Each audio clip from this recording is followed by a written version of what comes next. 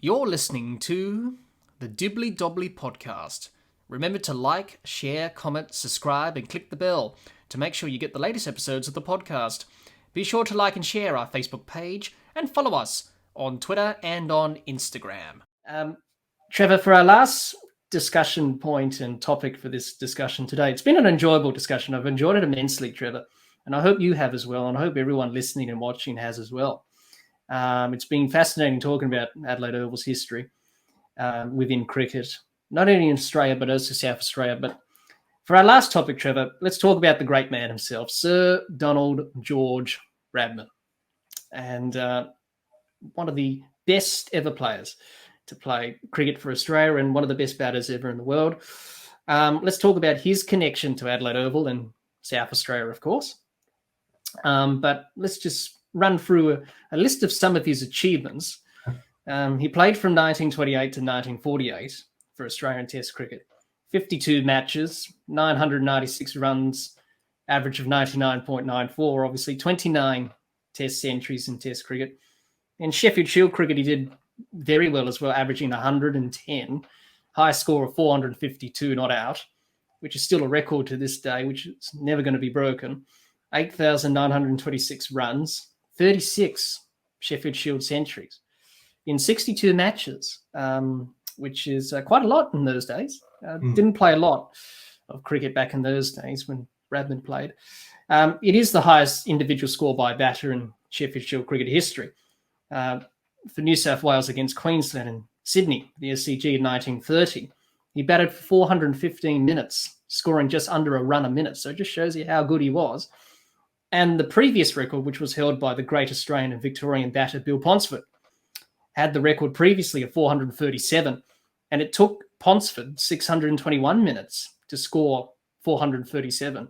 So it just shows you how good Bradman was. He did it in less minutes, and he scored more runs than Bill Ponsford, which is quite remarkable when you look at it. And in first-class cricket, averaging 95, 117 centuries, and 234 matches, it's quite staggering when you look at those numbers, and his list of achievements when it comes to batting records is endless and probably will never be broken. Obviously, the highest Test batting average, of course, 99.94. Scored the most runs in a single day's play, 309 versus England and Headingley, Leeds, 1930, where he got 334. He's one of only two batters to score two triple centuries in Test cricket. He got 334 and 304 in the next tour to England, 1934, at Headingley again. So it must be about something about Headingley that's pretty good with Bradman. That's where he scored his two triple centuries. And also Brian Lara, of course, is the other one who's got two triple centuries because he got 375 and 400 not out. And I do believe, correct me if I'm wrong, Trevor, that when Brian Lara played that Test match at the Adelaide Oval, when the West Indies came out in 2005, he broke the leading run scoring record, which was held by Alan Border at the time. He got 200, Lara, and he went past that record. And he was a very good player. So him and Bradman, the only two to score two triple centuries in Test cricket. And no one else will ever do that. He's the only Test batter to score more than 5,000 runs versus an opponent. Yes. It's obvious because he played most of his cricket against England. So 5,028 runs against England out of his 696. So too many to list. We'll be here all day, Trevor, listing Sir Donald's achievements and records because there's just so many. His Test debut was in Brisbane at the Exhibition Ground, which is an old ground in Australian cricket, which is not used anymore. It was used in the 20s, 1928-29, where Bradman debuted there. He made 18 and 1, then got dropped after that first Test. England won by 675 runs, which was a big margin in those days. And it still is if you get beaten by that today in today's cricket. But England had some good players in that 11. Hobbs, Sutcliffe, Hammond, and we mentioned Bodyline, Jardine and Larwood were playing in that Test as well. Who would have known that a few years later they would concoct a devious scheme to contain the genius that was Sir Donald Bradman. But Don Bradman came back for the third Test in Melbourne, scored 79 and 112. And Trevor, as they say, the rest is history. He never got dropped again. England won that Test by 3 wickets in the Ashes, 4-1 in the best of 5. And then his final Test match was at the Oval in 1948 for the Invincibles, where he led the side, never lost a game on the tour, needed 4 runs to average 100. And he was bowled by English spinner Eric Hollies for a duck. And I think Hollies wrote, I don't think Don saw it properly. He seemed to have tears in his eyes, allegedly. And I think when Bradman returned to the dressing rooms, he said, gee whiz, fancy doing that, getting bowled. It wasn't to be, but a remarkable career, which ended for such a long time. You got to remember that World War II was in action in his career. So when Bradman was in the prime of his career, it was during the war years. So when he came back in 1946, because the Australian Cricket Board, or the Australian Board of Control for Cricket in those days, wanted Bradman to come back and get cricket started after the war, he was sort of towards the later side of 40. Yes. So, but he was still able to do what he did in his early days. And in 1949, he was knighted for his services to cricket, the first Australian cricketer ever to be knighted. So, Trevor, what's the first thing that comes to your mind when you're thinking about Bradman? Well, I was just going to add one more piece of trivia to all of those stats. The first bowler he faced in Brisbane in his very first test was Harold Larwood. And he took his first run off Harold Larwood. And then a few years later, he was ducking him in Adelaide in the Bodyline series. But what do I think of Bradman? Just the sheer talent, I think, of the man that was that much better than anybody else, his contemporaries or anyone who came before or after. So certainly his cricketing talent. And I suppose the approach to the game that he had as a player, it was a fair approach. The game was there to be played, and he played it as fairly and as squarely as he could. Yes, absolutely, he did, and it's just staggering when I read out those stats and bits of trivia. It's mind-boggling that someone can do that in cricket. And he played in a very different time to today. If he played today, he would have been 10 times or even better than he was in his time playing in the 20s and 40s and through the 30s as well. It's just staggering to see one person achieve such greatness in the game of cricket, which everyone still talks about to this day. And that's sort of the thing with Bradman. He sort of that, he was the greatest of all time. And, people like our grandfathers or grandmothers or great-grandmothers and grandfathers had the privilege of watching him play. Whereas me and you and other people didn't, sadly, because we were born in a different time. But it would have been nice to see him bat live, of course. Yes, we still get older people that come on our tours, and the first thing they want to tell us is, I saw Bradman bat. It's amazing. Yeah, absolutely it is. Trevor, let's talk about his childhood, Sir Donald's childhood, growing up and getting into cricket. Now, we've all seen the footage of Don hitting the golf ball up against the tank stand with a stump. He was demonstrating what he did as a kid. He also practiced catching by throwing a ball up against a picket fence in his house in Barrel.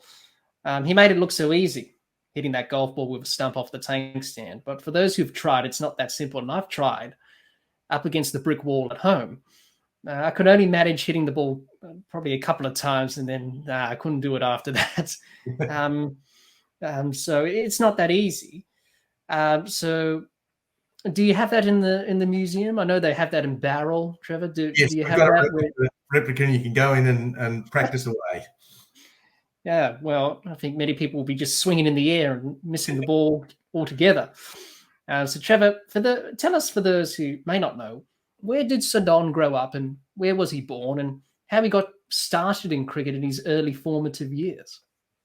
Okay, well, he was born in Cootamundra in New South Wales, and the family moved to Barrel when he was about 2, and they lived not far from the Oval. It's now the Bradman Oval.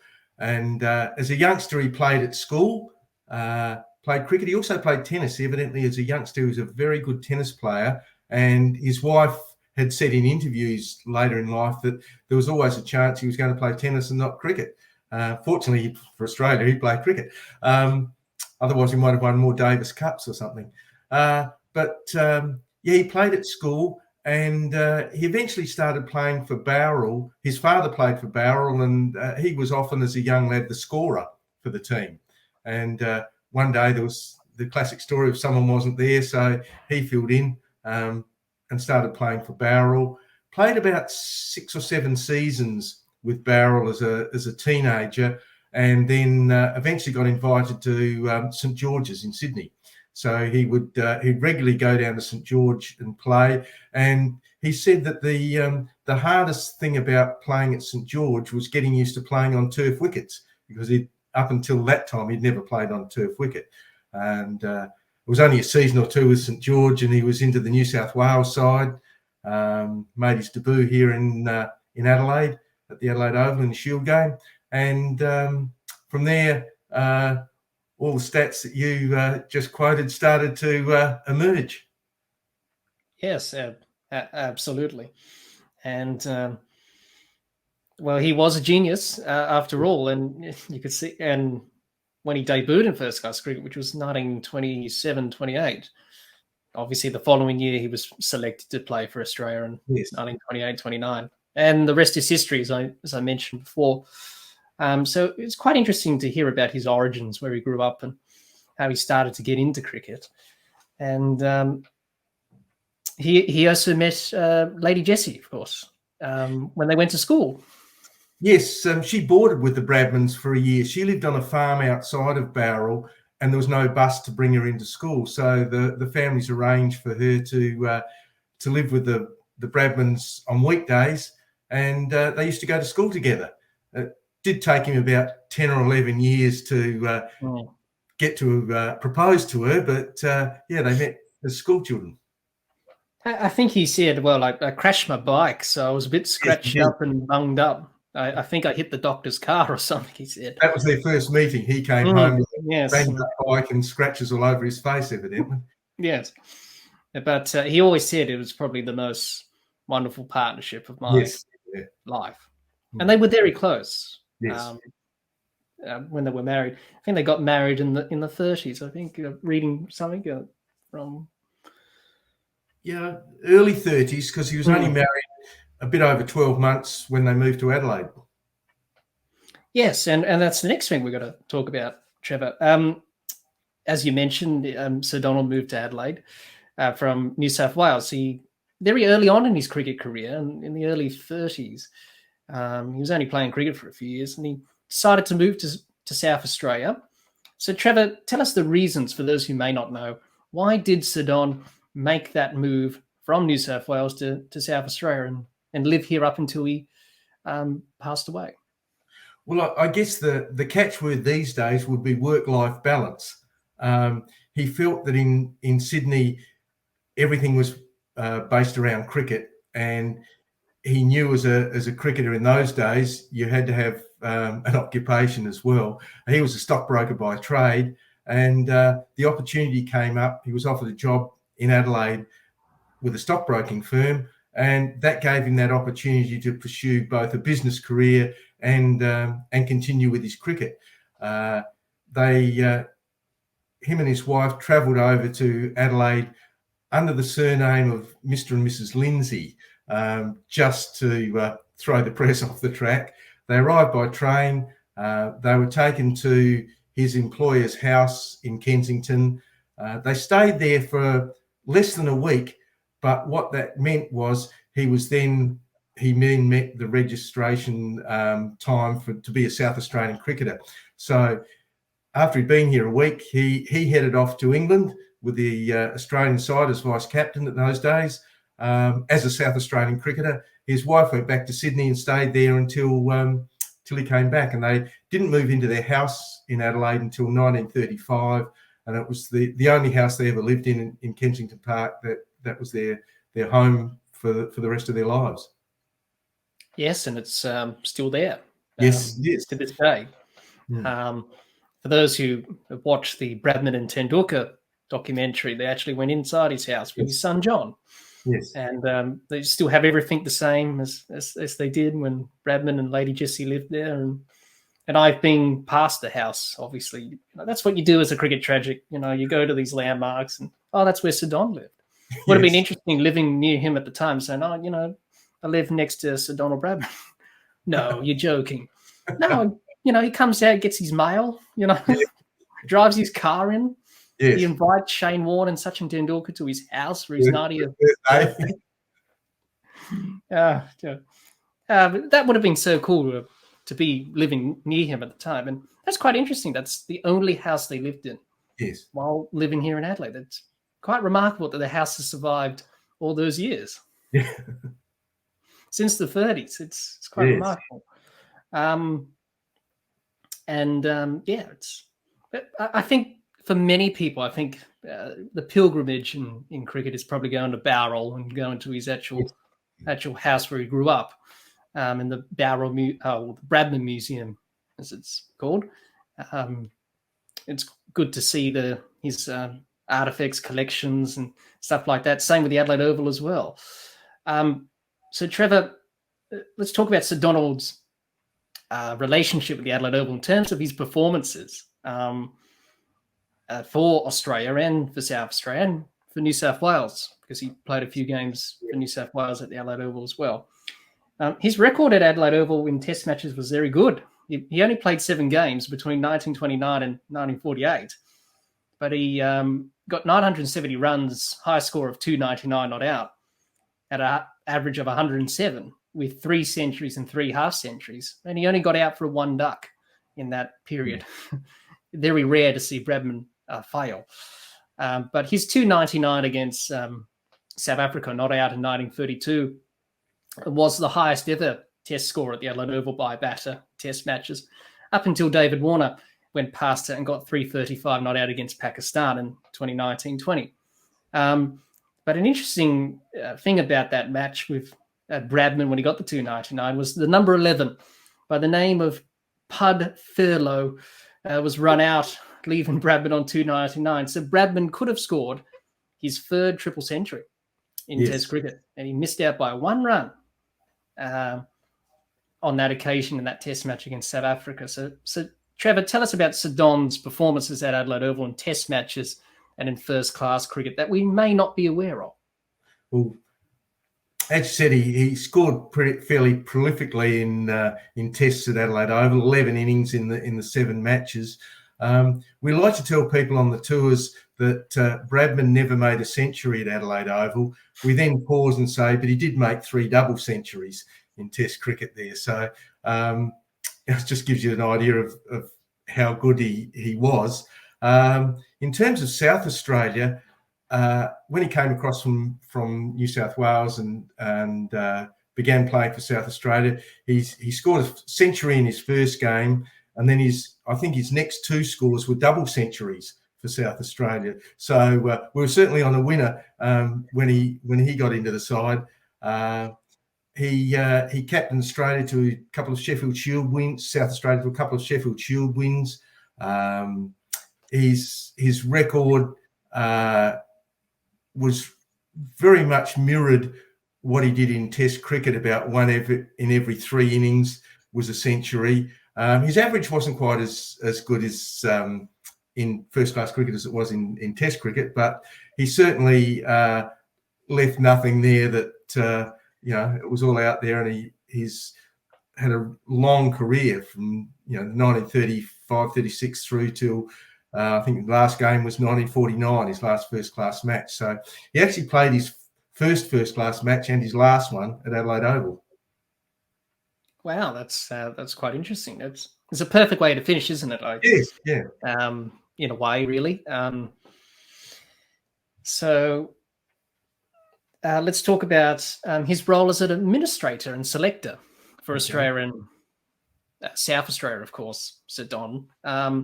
And he was heavily involved in cricket after his playing days, Trevor, as an administrator, as a selector for Australia and South Australia, as I mentioned. So, Trevor, tell us about the contributions Sir Don made there in that field as an administrator and selector for both Australia and South Australia, but also in the game of cricket as well, because he was heavily involved in the game of cricket even long before after he was an administrator and selector. Yes. Well, his administrative, I guess, role started as a selector for South Australia when he became captain, and then from then on there was 50 years almost continuously of being an administrator in both South Australia and with the Australian Cricket Board. A couple of stints as chairman of both. He certainly had his ideas on the way the game should go, and perhaps as it got later in life, those ideas were perhaps in a little bit of conflict with the more modern cricketers. He was very much of the opinion that you played cricket because you loved cricket, and it was a privilege to pull on a state cap or a baggy green. Certainly, cricketers in later years became more professional, and I think that caused a bit of angst between him and particularly people like Ian Chappell, who were all for improving the cricketers. But he was very strong in his beliefs, although he could be swayed by good evidence. A great example of that was during the proposed South African tour of Australia. The rugby had toured, and there'd been riots and things. And as he was chairman of the cricket board at that stage, and he was very worried. He wanted the tour to go ahead, but he was concerned about the riots and things. So he took it upon himself to go to South Africa just to see the situation for himself. He said he didn't have enough information. And he met with the leader of South Africa, John Vorster, and he asked him directly, why don't you allow blacks in your team? And he was stunned by the reply that came from the South African leader. He was told that the blacks in South Africa could play rugby, but they didn't have the intelligence to understand the nuances and all the intricacies of cricket. And when Bradman sort of recovered himself, he said to John Vorster, have you ever heard of Gary Sobers? Because he was a huge Sobers fan. And he just couldn't understand how someone could come up with that line. Came back to Australia, had a meeting with the board, and then announced in the press that Australia would no longer play matches against South Africa until they picked their team on a non-racial basis. And it was another 22 years before we saw a South African team. So while he was initially in favour, the evidence said no, so he went along with that. And you've got to give him credit for something like that. Yes, because it was a very difficult situation at the time, of course. And that South Africa series that was meant to take place but didn't was replaced by Australia versus the rest of the world 11. Yes. Where Sir Garfield Service scored runs for fun and had a bit of an interesting battle with Dennis Lilly. Yes. In Melbourne. He bounced him, and then Service said, well, I can do the same thing as well. And he did when Lilly came out to bat. Yeah. But, yes, he also had a role to play in other areas of cricket as well. He was quite adamant and vocal about ridiculing or getting rid of chuckers from the game, bowlers who chucked and had a suspect action. He was heavily involved in that area of the game because he thought, well, it got too bad and we have to do something about it. I believe he called a meeting or something and discussed it with all umpires and all officials in South Australia and Premier Cricket, and said, I think that came from his belief in fairness in the game. Chucking wasn't fair, so it shouldn't be there. Yeah, he was quite adamant on that. He was also instrumental in the LBW law as well. Went over to England, offered his opinions on that. The offside sort of area of the LBW now was pretty much down to Bradman, really. That's what he said.